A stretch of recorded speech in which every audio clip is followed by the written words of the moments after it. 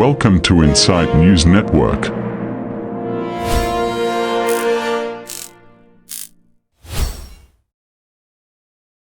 ಭಕ್ಷಿಸುವ ಹಂತಕರನ್ನು ಮೇಲಿಗೇರಿಸಿ ಗಲ್ಲಿಗೇರಿಸಿ ಗಾಂಧಿ ಕಂಡ ಭಾರತದಲ್ಲಿ, ಗಾಂಧಿ ಕಂಡ ರಾಷ್ಟ್ರದಲ್ಲಿ ಮಕ್ಕಳಿಗೆ ರಕ್ಷಣೆ ಇಲ್ಲ. ಪ್ರತಿನಿಧಿಗಳೇ ಅವರೇ ನಮ್ಮಿಂದ ಅವರಾಗಿರೋದು. ಇವತ್ತು ಜನಗಳಿಗೆ ಆ ಮಗುಗೆ ತೊಂದರೆ ಆಗಿರೋದು ಇವೆಲ್ಲ ನಿಮ್ಮ ವಾಯ್ಸ್ ತಗೊಳ್ಳಿಯೋದಿಲ್ಲ.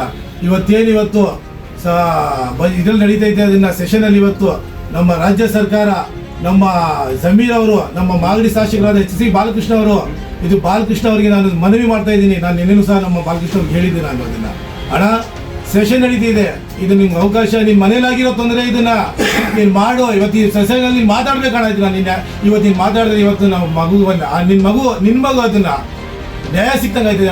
ನಾನು ಮಾತಾಡ್ತೀನಿ ಅಂತ ಹೇಳೋರು ಅವರು ನಮ್ಮ ಜಮೀರ್ ಅಣ್ಣ ಅವರು. ಇವತ್ತು ನನ್ನ ಮುಸ್ಲಿಂ ಜನಾಂಗಕ್ಕೆ ಅಂತ ಹೇಳ್ತಿಲ್ಲ ನಾನು. ಇವತ್ತು ನಾವು ಒಪ್ಪೋದು ನಮ್ಮ ಜನಾಂಗ ಯಾರೋ ಲೀಡರ್ ಅಂದ್ರೆ ಅದು ಜಮೀರ್ ಅಹಮದ್ ಅವರು.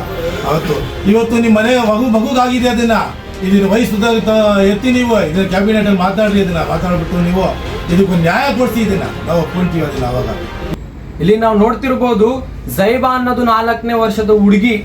ಅದು ನಾವು ಎಲ್ಲ ನಮ್ಮ ಮನೆ ಹತ್ರ ಇರುವಂಥದ್ದು ಹುಡುಗಿ ಜೊತೆಲಿ ಏನಾಗಿದೆ, ಒಂದು ಕ್ರೂರಿ ಏನ್ ಮಾಡಿದಾನೆ ಅಂದ್ರೆ, ನೀವೆಲ್ಲ ವಿಡಿಯೋಸ್ ಅಲ್ಲಿ ನೋಡಿರ್ತೀರಾ, ಅದು ಅತ್ಯಾಚಾರ ಮಾಡಿ ಕೊಲೆ ಮಾಡಿದಾನೆ. 4 ದಿವಸದಿಂದ ಅವರ ಪೇರೆಂಟ್ಸ್ ಆಗಿರ್ಲಿ, ಅವರ ಫ್ಯಾಮಿಲಿ ಮೆಂಬರ್ಸ್ ಆಗಿರ್ಲಿ, ಪೊಲೀಸ್ ಅವರಾಗಿರ್ಲಿ, ಎಲ್ಲ ಕಡೆ ಹುಡುಕ್ತಿದ್ದಾರೆ. ಆದ್ರೂ ಕೂಡ ಅವನು ಲಾಸ್ಟ್ ಆಫ್ಟರ್ 3 days ಇವನು ಪೊಲೀಸ್ ಕೈಗೆ ಸಿಕ್ಕಿದ್ದಾನೆ. ಅಲ್ಲೂ ಕೂಡ ನಕ್ಕೊಂಡು ಹೇಳ್ತಾನೆ ಅಂತೆ, ಸಿಕ್ತಾ ನಿಮ್ಗೆ ಹುಡುಗಿ ಅಂತ. ಇಂಥ ಕ್ರೂರಿಯನ್ನು ಅಲ್ಲೇ ಶೂಟ್ ಮಾಡಿ ಬಿಸಾಕ್ಬೇಕಿತ್ತು. ಪೊಲೀಸ್ ಅವ್ರ ಹತ್ರ ಮನವಿ ಏನಂದ್ರೆ ಅವನನ್ನು ಎನ್ಕೌಂಟರ್ ಮಾಡಿ ಬಿಸಾಕಿ. ಏನಕ್ಕೆ ಈ ತರ ಹೇಳ್ತಿದ್ದೀನಿ ಅಂದ್ರೆ, ಇದು ಆಗದೆ ಇರುವಂತದ್ದು ಘಟನೆ ಅಲ್ಲ. ಇದು ಆಲ್ರೆಡಿ ಹೈದರಾಬಾದ್ ಅಲ್ಲೂ ಕೂಡ ಒಂದು ಎನ್ಕೌಂಟರ್ ಮಾಡಿ ಅದೇ ರೀತಿಯಲ್ಲಿ ಸ್ಪಾಟ್ ಅಲ್ಲೇ ಸಾಯಿಸಿದ್ದಾರೆ. ಏನಕಂದ್ರೆ ಇಂತಹ ಕೃತ್ಯವನ್ನು ಮತ್ತೆ ರಿಪೀಟ್ ಆಗಬಾರ್ದು ನಮ್ಮ ಕರ್ನಾಟಕದಲ್ಲಾಗಿರ್ಲಿ ಅಥವಾ ನಮ್ಮ ದೇಶದಲ್ಲಾಗಿರ್ಲಿ. ನಾನು ಎಲ್ಲರ ಮುಖಾಂತರ ಇಲ್ಲಿ ನಾವೆಲ್ಲ ಸೇರಿರುವಂಥದ್ದು, ಎಲ್ಲ ಸಂಘಟನೆಗಳು ಸೇರಿ ಇಲ್ಲಿ ಪ್ರೆಸ್ ಮೀಟ್ ಅಥವಾ ಇಲ್ಲಿ ಮಾತಾಡ್ತಿದ್ದೀವಿ ಅಂದ್ರೆ, ಬರುವ ದಿನಗಳಲ್ಲಿ ಉಗ್ರ ಪ್ರತಿಭಟನೆಗಳನ್ನು ಕೂಡ ನಾವು ಮಾಡ್ಲಿಕ್ಕಿದೆ. ಇಲ್ಲಿ ಯಾವ ರೀತಿಯಲ್ಲಿ ನಮ್ಮ ಕೌನ್ಸಿಲರ್ ಸಾಹೇಬರು, ನಮ್ಮ ಅಧ್ಯಕ್ಷರು ಎಲ್ಲ ಹೇಳಿದ್ರು, ನಾವು ಇದ್ರ ಮುಖಾಂತರ ಸರ್ಕಾರಕ್ಕಾಗಿರ್ಲಿ, MLAs ಗಳಿಗಾಗಿರ್ಲಿ ಇಲ್ಲಿ ಮನವಿ ಮಾಡ್ತಿದ್ದೀವಿ, ಮತ್ತೆ ರಿಕ್ವೆಸ್ಟ್ ಮಾಡ್ಕೊತಿದ್ದೀವಿ ಅಸೆಂಬ್ಲಿಯಲ್ಲಿ ಇದ್ರ ಬಗ್ಗೆ ಡಿಸ್ಕಸ್ ಮಾಡಿ ಅಂತ. ಒಂದು ವೇಳೆ ಅಸೆಂಬ್ಲಿಯಲ್ಲಿ ಡಿಸ್ಕಷನ್ ಆಗಿಲ್ಲ, ಒಂದು ವೇಳೆ ಇದಕ್ಕೆ ಕಠಿಣ ಕ್ರಮ ತಗೊಂಡಿಲ್ಲ, ಅವನಿಗೆ ಗಲ್ಲು ಶಿಕ್ಷೆ ಆಗಿಲ್ಲ ಅಥವಾ ಎನ್ಕೌಂಟರ್ ಆಗಿಲ್ಲ ಅಂದ್ರೆ, ಮುಂದಿನ ದಿನಗಳಲ್ಲಿ, ಬರುವ ದಿನಗಳಲ್ಲಿ ವಿಧಾನಸೌಧಕ್ಕೂ ಕೂಡ ಮುತ್ತಿಗೆ ಹಾಕ್ಲಿಕ್ಕೆ ನಾವು ಒಂದು ಹೆಜ್ಜೆ ಹಿಂದೆ ಸರಿಯಲ್ಲ, ಒಂದು ಹೆಜ್ಜೆ ಮುಂದೆನೆ ಇರ್ತೀವಿ ಅಂತಾನು ಕೂಡ ಈ ಮುಖಾಂತರ ನಾನು ಎಲ್ರಿಗೆ ತಿಳಿಸಕ್ಕೆ ಇಷ್ಟಪಡ್ತೀನಿ. ನಾವಿಲ್ಲಿ ಸೇರಿರುವಂಥದ್ದು ನಮ್ಮ ಧರ್ಮಕ್ಕೆ ಮಾತ್ರ ಸೀಮಿತ ಆಗಿದೆ ಅಂತ ಅಲ್ಲ.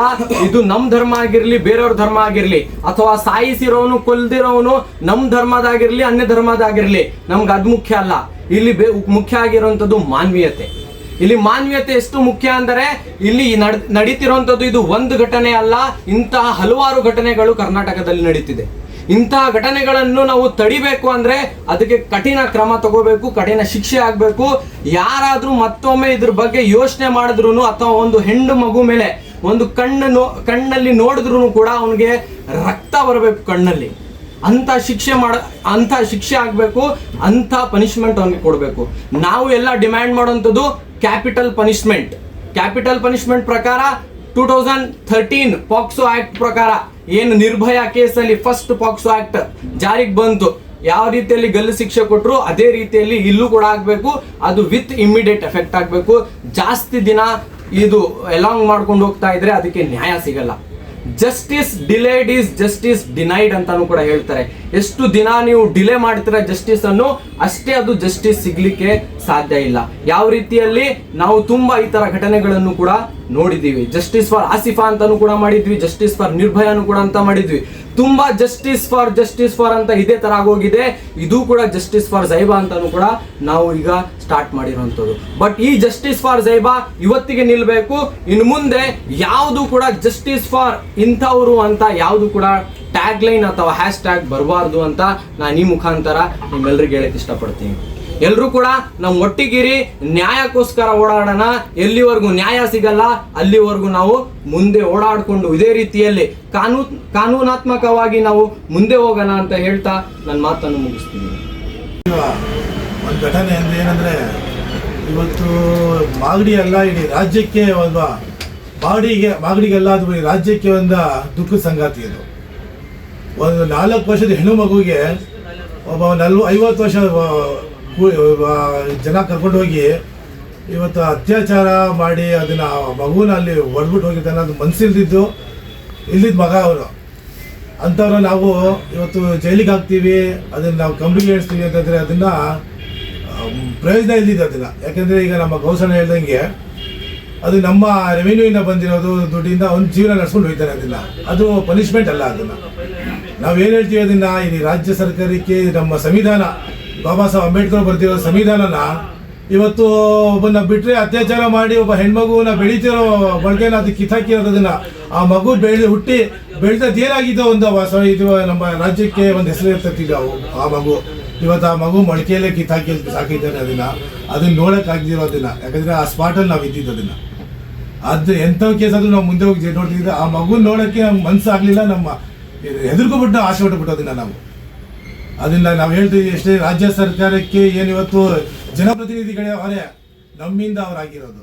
ಇವತ್ತು ಜನಗಳಿಗೆ ಆ ಮಗುಗೆ ತೊಂದರೆ ಆಗಿರೋದು ಇವೆಲ್ಲ ನಿಮ್ಮ ವಾಯ್ಸ್ ತಗೊಳ್ಳಿ. ಅದನ್ನು ಇವತ್ತೇನು ಇವತ್ತು ಇದ್ರಲ್ಲಿ ನಡೀತೈತೆ ಅದನ್ನು ಸೆಷನಲ್ಲಿ ಇವತ್ತು ನಮ್ಮ ರಾಜ್ಯ ಸರ್ಕಾರ, ನಮ್ಮ ಜಮೀರ್ ಅವರು, ನಮ್ಮ ಮಾಗಡಿ ಶಾಸಕರಾದ HC ಬಾಲಕೃಷ್ಣ ಅವರು, ಇದು ಬಾಲಕೃಷ್ಣ ಅವರಿಗೆ ನಾನು ಮನವಿ ಮಾಡ್ತಾ ಇದ್ದೀನಿ. ನಾನು ನಿನ್ನೆನೂ ಸಹ ನಮ್ಮ ಬಾಲಕೃಷ್ಣ ಅವ್ರಿಗೆ ಹೇಳಿದ್ದೆ ನಾನು ಅದನ್ನು. ಹಣ ಸೆಷನ್ ನಡೀತಿದೆ, ಇದು ನಿಮ್ಗೆ ಅವಕಾಶ, ನಿನ್ನ ಮನೇಲಾಗಿರೋ ತೊಂದರೆ ಇದನ್ನ ನೀನು ಮಾಡು. ಇವತ್ತು ಈ ಸೆಷನಲ್ಲಿ ನೀನು ಮಾತಾಡ್ಬೇಕಣ್ಣ. ಇದನ್ನ ಇವತ್ತು ನೀನು ಮಾತಾಡಿದ್ರೆ ಇವತ್ತು ನಾವು ನಿನ್ನ ಮಗು ಅದನ್ನ ನ್ಯಾಯ ಸಿಕ್ತಂಗೆ ಆಯ್ತದೆ. ನಾನು ಮಾತಾಡ್ತೀನಿ ಅಂತ ಹೇಳೋರು ಅವರು ನಮ್ಮ ಜಮೀರ್ ಅಣ್ಣ ಅವರು. ಇವತ್ತು ನನ್ನ ಮುಸ್ಲಿಂ ಜನಾಂಗಕ್ಕೆ ಅಂತ ಹೇಳ್ತಿಲ್ಲ ನಾನು. ಇವತ್ತು ನಾವು ಒಪ್ಪೋದು ನಮ್ಮ ಜನಾಂಗ ಯಾರೋ ಲೀಡರ್ ಅಂದ್ರೆ ಅದು ಜಮೀರ್ ಅಹಮದ್ ಅವರು. ಇವತ್ತು ನಿಮ್ಮ ಮನೆ ಮಗುಗಾಗಿದೆ ಅದನ್ನ ಇದನ್ನ ವಯಸ್ಸು ಎತ್ತಿ ನೀವು ಇದನ್ನ ಕ್ಯಾಬಿನೆಟಲ್ಲಿ ಮಾತಾಡ್ರಿ. ಅದನ್ನ ಮಾತಾಡ್ಬಿಟ್ಟು ನೀವು ಇದಕ್ಕೊಂದು ನ್ಯಾಯ ಕೊಡಿಸಿ. ಇದನ್ನ ನಾವು ಒಪ್ಕೊಂತೀವಿ ಅದನ್ನ. ಅವಾಗ ಇವತ್ತು ಒಂದು ಮಗು ಮಾಗಡಿಲಾಗಿರೋ ಮಗು ಅಲ್ಲ, ಇದು ಇಡೀ ರಾಜ್ಯದಲ್ಲಿ ಆಗಿರೋದು ಒಂದು ಕೆಟ್ಟ ದೃಷ್ಟಿ ಬಿದ್ದಿರೋದು. ಇದನ್ನ ಅವತ್ತು ಈ ಘಟನೆ ಏನಾಗಿದೆ ಅದನ್ನ ನಾವು ಮರೆಯೋಕ್ಕೆ ಸಾಧ್ಯ ಆಯ್ತಿಲ್ಲ. ನಮಗೆ ಭಾಳ ದುಃಖ ಆಗೈತೆ. ನಮ್ಮ ಈ ಸಂಘದವರು, ನಮ್ಮ ಗೌಸಣ್ಣ ಅವರು, ಇಮ್ರಾನ್ ಭಾಯ್ ಅವರೆಲ್ಲ ಇವತ್ತು ನಮ್ಮ ಮಾಗಡಿ ವಿಚಾರ ಕೇಳಿದ ತಕ್ಷಣ ಬರೀ ವಿಡಿಯೋ ನೋಡಿ ಅವರು ಒಂದು ಸಂಘಟನೆ ಇವತ್ತು ಟೌನ್ ಹಾಲಲ್ಲಿ ಒಂದು ಪ್ರತಿಭಟನೆ ಮಾಡಿದ್ದಾರೆ ಅಂದರೆ ಅದನ್ನು ನಾವು ಖುಷಿ ಪಡ್ತಾ ಇದ್ದೀವಿ. ಅದನ್ನು ನಾವು ನಿಮ್ಮ ಜೊತೆಗಿದ್ದೀವಿ, ನೀವು ಏನು ಬೇಕಾದ್ರೂ ಮಾಡಿ.